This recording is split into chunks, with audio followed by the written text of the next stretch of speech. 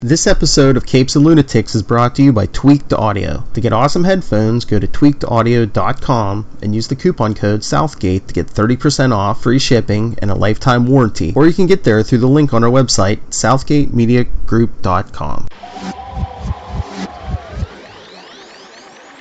Yeah, surf the beat cause the bass is bubbling. Gotta get it in before it comes tumbling down. There's only so much time to find this kind of rhyme to express my mind. Sweet that has ever been named will eventually Christmas fade like the money time, you turkey. made. Welcome to the CageCast. I'm your host, Charlie, the Professor Esser, and with me as always is my skinny rich friend. Yeah, it's Mozz. Hey, Mozz, always glad to have you back for Season 2, Episode 11 of Luke Cage, the Creator. Shaken by Mariah's latest act, Luke combs the city for a witness. Flashbacks reveal a fatal encounter between the Stokes and McIver families, and that is all they give us in the blurb. Our director this week is Stephen Surgic, Archie Goodwin, George Tuska, Roy Thomas, and John Romita Sr. get our Marvel comic credits here. Our created by credit for the series goes, of course, to Chio Hodari Coker. Nicole Morante Matthews is our written by, along with Matthew Lopez. Gets that written by credit. Matt Owens is our executive story editor, and doing double duty this week, hardest working man in show business, Matthew Lopez is our staff writer. Okay, and this is a rough episode for poor, because this is the one yesterday we got to watch everybody go crazy, and certainly they did. But this is everyone else dealing with that aftermath, dealing with the world of darkness and horror that Mariah has unleashed. And, for what it's worth, we spoke a lot about, the sympathy that Mariah has and how this certainly breaks up her sympathy. I guess it makes for a neat dippage here, as they say, where we have Mariah triumphant and murderous, and Bushmaster, defeated and dying. Because again, it's this thing to make us feel empathy for Bushmaster. Though again, I have to say, I don't want to feel empathy for Bushmaster. As much as I am willing to lose all empathy for Mariah, I have not crossed this line where I'm going to say, oh no, Bushmaster, you were wronged. And his backstory is not particularly, yes, he has been a guy he has reason to hate the Stokes, because we do get his backstory. We see him at the resort as the Towel Kid. And we see his first interaction with Mariah, although I don't think either of them really know who is who at that moment, with Mariah telling him to get her a drink before she tells someone on him. So who was he? Was he really the towel boy, or was that Jamaican lady his mom? No, so the girl who comes to him is like his cousin, apparently, because she says something about she'll tell her aunt, who is his mom, that he's slacking off, because I believe they do say Gwen. I'll tell Auntie Gwen on you. That was the girl that he was speaking with. And yes, and in this case he's working at the resort, and he is clearly working as a cabana boy. Oh, and this is Gwen's club, I guess. I don't know if it's her club. They may just work there. She may be a maid at that club. That just may have been a convenient place to meet. I don't know. I see. I don't know what their actual financial status is. I mean, that's a real question here. I have to imagine that their financial status wasn't one where they owned a resort. And you see that Gwen is wearing the same uniform as the other female attendants. So it looks like that they just work at this resort, and it was just a place for them to meet. She does have her lawyer there, and her lawyer, basically makes this very clear point, which is, it's smart. Like, look, we have a legal case. We can bring this case. And when we do that, we get legal access to your books. And you don't want to give us legal access to your books.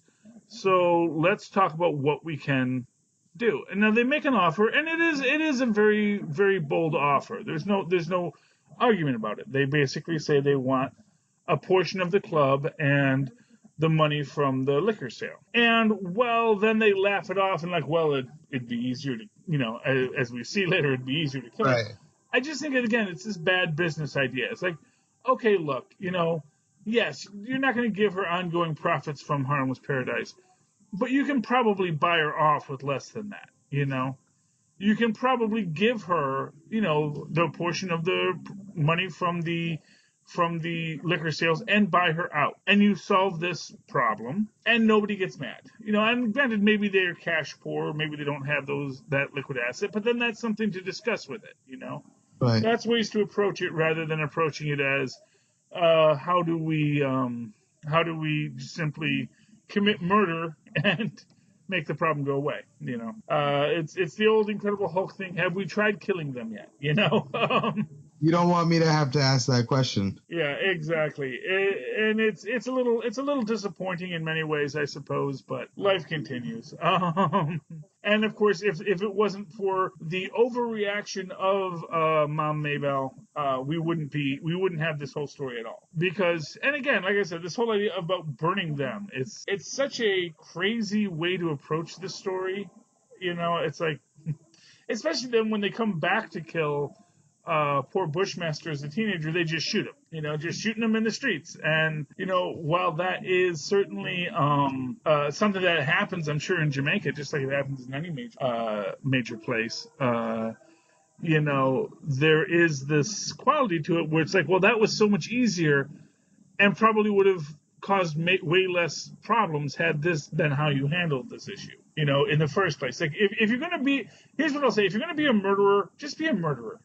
Don't get artsy about it. Right. No one really wants your poetic justice. It's like, you know what? Do what you need to do.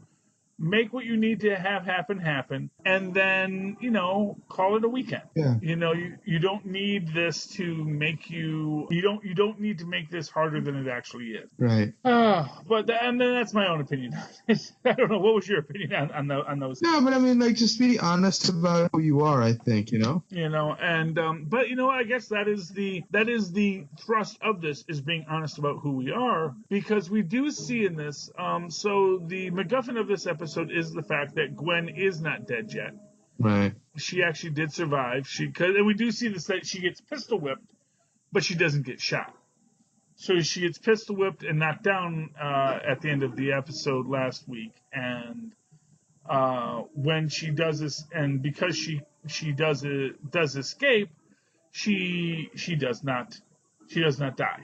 And or because she does escape, she does not die in the fire. But wasn't he the one who the uncle was apologizing to, or no? Well, yeah, because he sees her body there before they kill him. But after it all, because she's down, because she's knocked out, they don't think to shoot her again. Right. So afterwards, she gets out. So after Mariah and all them leave, after they've killed her husband, they all leave, and she sneaks out the back. Gotcha. And that is certainly what I think is how she escaped. In this moment, we see now everyone's looking for her, and of course we see this real problem for them. Luke Cage is kind of screwing up the case for Misty in this.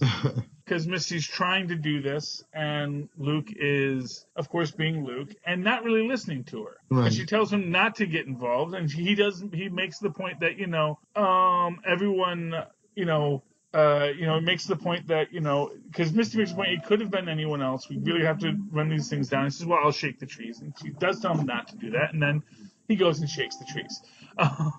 Right. Yeah, and it's got to be a little frustrating for Misty on that level, just because it is Luke being Luke and terrorizing people. Right, but at the same time, it also could very well be that she's disillusioned by the job, yet again, been sweet-talked into believing that the job is one way when it's not, Yeah. And especially when you have something as stark and as crazy as what happened at Gwen's Cafe, you have to rethink the way you've been going about it. For the longest, he's been clear about what he thinks the police are able to do and why he even needs to be involved. Well, yeah, and that is an evolving quality that we see throughout this episode. And when we get to the very final aspect of the episode, because it should be remembered, we've been getting these hints at this idea of people saying, man, if I had your powers, it would all be, straighten up and fly right, or, face the wrath of Bulletproof Man. Exactly. and that is the quality that we are dealing with here. And it is this evolution of the characters as they progress, with Luke trying to come to terms with what he is supposed to be. What should he be for Harlem? But even in thinking of himself as the possible future king of Harlem, isn't he falling prey to hubris again? Well, yeah. Well, of course he is, and that I think is something that we're going to see playing out. Is this idea of how do you, and I guess the short answer is how do you not have hubris as the king? How do you not fall into your own darkness as you're building out this story? And I think that's really the problem that Luke Cage has here, is that he is the bulletproof man. He has this power, he has this responsibility, but then how do you find the balance between that power and risk? Because when it's, and I think this is something I've talked a bit with Batman just killed a guy recently again in the books, and I know Phil and Lilith and I were having a conversation on Capes and Lunatics. Scroll down. About this last night, about how once you cross that line, it becomes this idea of how do you stay a hero? How do you stay a hero once you've crossed that line? How do you stay a hero once you've decided that, oh no, it's okay for me? I still think that I have the answer, that it has to be a life for a life kind of thing. That's the only way we can manage this dynamic and still allow people to have the freedom to take the life when it's necessary, is to say, if you really are going to be a hero and take a life, you need to give yours in return. Now, you can give that life towards the cause and become, if there is a suicide mission, blah, blah, blah, you're the first one to go. You get sent into a queue of things like that. But if you are going to take a life, and if it is truly necessary, you got to give yours in return. That's the only way you can redeem your own identity as being a hero. Yeah, except that he's the bulletproof man. So his life isn't really something that can be it can't really be up for sale. You know what I mean? He has to, there's not going to be there are very few situations where when he has to stop a threat, that threat is going to really be a threat to him. Well, then if that's the case, then he has to give up his metaphorical life. His claim or his right to have a normal life needs to go away, and he needs to dedicate himself to redeeming himself. No? Well, yeah, but of course, if you just stay a hero, right, and don't take that life, if you don't cross that line, you don't need to redeem yourself. That's fair. You can actually live your life and say, that is the whole point, is that I need to live my life. I need to understand that there is a line I do not cross, and I will never cross that line. Right, and I think that's what would cause somebody to have that question in their mind, so that they can answer it. Having to make that call would force you to ask yourself that question, be like, maybe it's not worth it. Well, and I think honestly, my honest take on it is I don't think it's worth it. I don't think it's ever going to be worth it for a guy like Luke Cage or a guy like Superman or even a guy like Batman to say, I'm going to cross this line as much as this person deserves it, because then why don't I cross that? Because every time you cross a line, it becomes easier to cross. It's like, here's a way to think about it. How every action has an equal and opposite reaction? And if you if you step on a skateboard, you push that skateboard back, and it is this idea that once you step on that line to cross it, you've now also moved where that line is. Because now it's gone from being this metaphorical rule of what we have as our limitations as heroes. Now it's become, oh, no, this is the time when I broke that rule.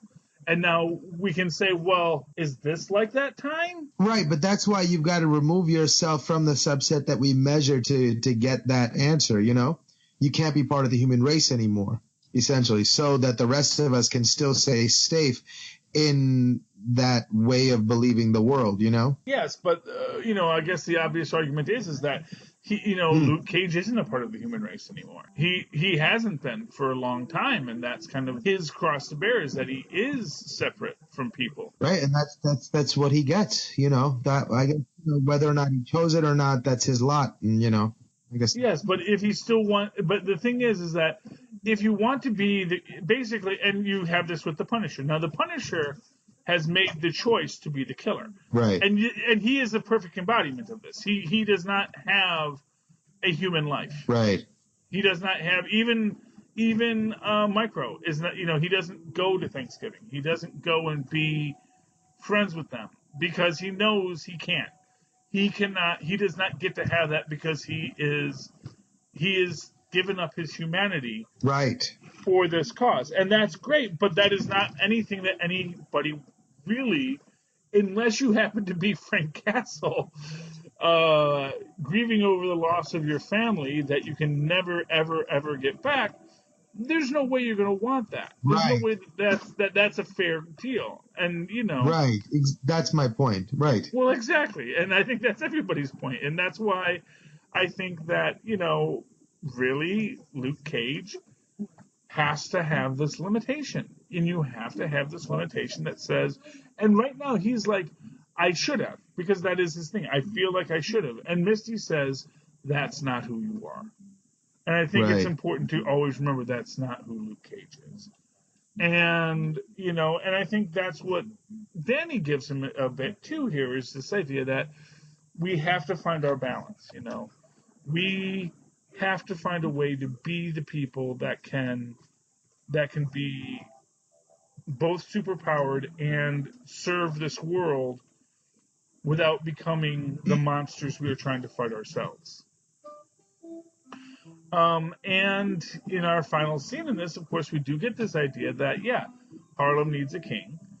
And if Harlem must have a king, then it should be him. Because, of course, if you are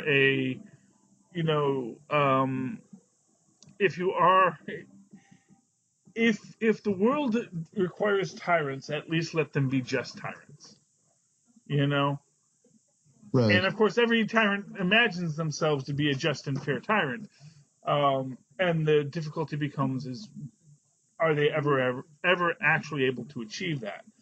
And I do think there is going to be something as this plays out. We've discussed. Luke Cage has been officially canceled, unfortunately, and Iron Fist has been canceled too.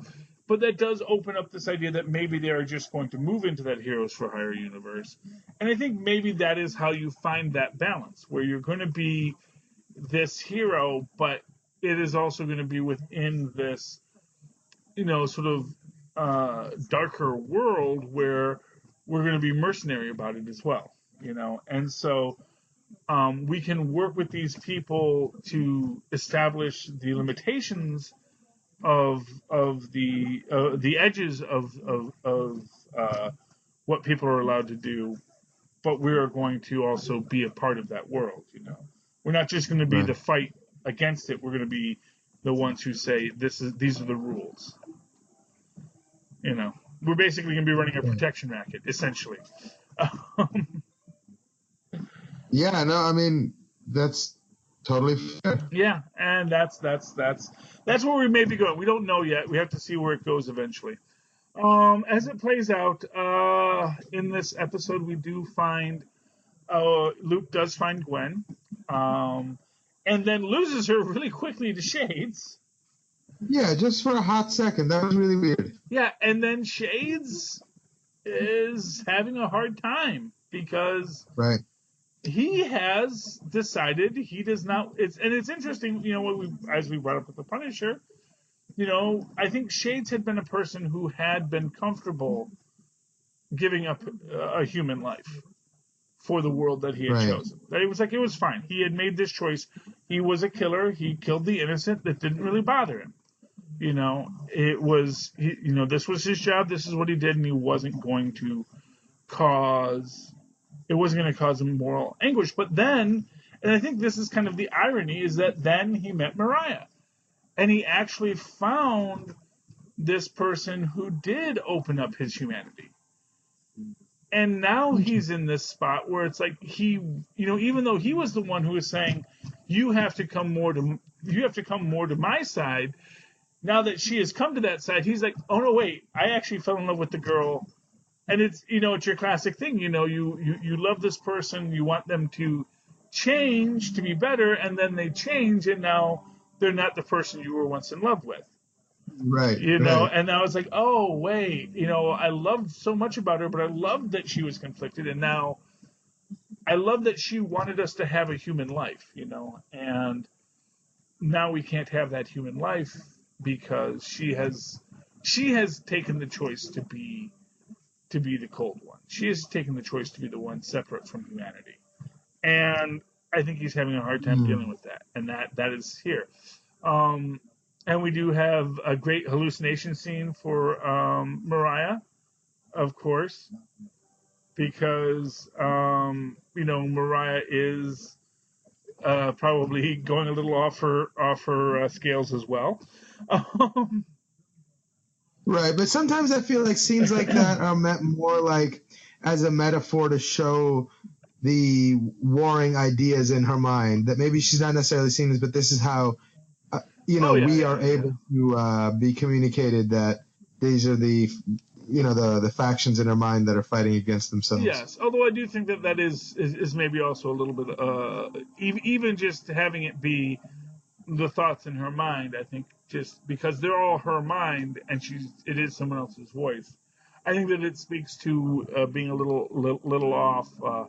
Little off the level, but I mean, for sure. and I think after the previous episode, I think we can all agree she is definitely off the level. She is definitely in a spot of extreme emotional distress, and this is how it's manifesting because she has had to make that choice to become the monster that Bushmaster imagined the Stokes to be. And I think that is the real truth of it, is that I think that Bushmaster imagined who the Stokes were. And imagined that it was something in the blood, not just something in the person. And now, because of his pushing this, she has been forced to, essentially the bloodline has asserted itself, and she has been forced to become the Stokes that she was trying to not be. She was trying to be human, and now she cannot. And I do wonder if, as this plays out, if we don't see that Stokesiness playing out elsewhere with Tilda as her story moves on. Because right now, it's still, I am a healer, but I do wonder if her proximity to Bushmaster is going to push her maybe in seeing, because of course the darkness always starts with righteousness, It is, I was wronged, so that is why I must do this. Right. But in the end, I think the story about Bushmaster's past wasn't meant to humanize him in our eyes. I think it was meant to humanize him in Tilda's eyes. Yes. They need us to buy that's how she gets turned. Mm-hmm. Yeah, and she is definitely getting turned in this. Yeah, and it is certainly a dark path that they have to walk. I don't think that there is an easy way to do this. But we do manage to save Gwen in this, right? Gwen is found, and Yep. we are going to process. The one he finally gets to see. What's the uncle's name? I want to say it was Anasi. Anasi, right. Yeah. He does get to his body. Yeah, and honestly, it's like, he arranges to get together. Yeah, it was very sad, but we had to get through it, and this is going to lead to the undoing of Mariah, and of course we've also tracked down the pearl handle gun and who was killed by it, not just what's her name, the girl from the first season, but also we see that that's the gun that killed Tilda's actual father. Yeah. Yeah. So it is. Cornell killed Uncle Pete, though, didn't he? Yeah, Cornell killed Uncle Pete, but with that gun. Right. That was. No, but because Misty seems to think that she's going to catch Mariah with it, but she's not the one who actually killed Uncle Pete. No, but that's it's the irony of evidence. It doesn't matter that she wasn't the one that pulled the trigger; it's her gun. Right. So they can tie it back to her, and this is the idea. And yeah, there might be a way to not tie it to her. Maybe she can fight it, and certainly that is where things are going to be progressing over the next couple of episodes. But I think there's a lot more to play out here, and it is a really exciting story as it plays. So, Mozz, final thoughts on tonight's episode? No, I think we covered everything. I think we did. This has been a great episode. Next week, I guess you and I will finish the last two, and then we'll start getting our fists ironed up for the path of the Iron Fist. Okay. For the very last time. Yeah, for the very last time. Yeah, and this is for the last time here. But then again, we might get Heroes for Hire next. So maybe we'll be back here next year talking about all this once again. We'll see. We'll see what happens with Netflix. And, of course, there's always the Disney, the new Disney streaming service where all these things are supposed to eventually go anyway. So, sweet sister, ladies and gentlemen, thank you for joining us here on the CageCast. Please step into the cage with us once. Oh, we've got 2 social media. Mozz, how can people find you? They can email me at mozzmanzor@gmail.com or find me on Facebook under Mozz Manzor. That's MOZZMANZOOR. And, of course, you can always write to me in the old-fashioned email way the way our Mozz and possible instead at superconnectivityblog@gmail.com. That's superconnectivityblog, all one word, @gmail.com. And, of course, follow me on the Twitters, live tweet Agents of S.H.I.E.L.D. and Gotham and Cloak and Dagger and everything else. At Charlie Esser, that's CharlieEsser. Look for the 2 E's in the middle for quality. Ding. Sweet Christmas once again. Ladies and gentlemen, thank you. Thank you, sweet sisters, sweet brothers, sweet uncles and aunts, me brethren, as we say in Jamaica, for joining us in the CageCast. Please step into the cage with us once again. Good night.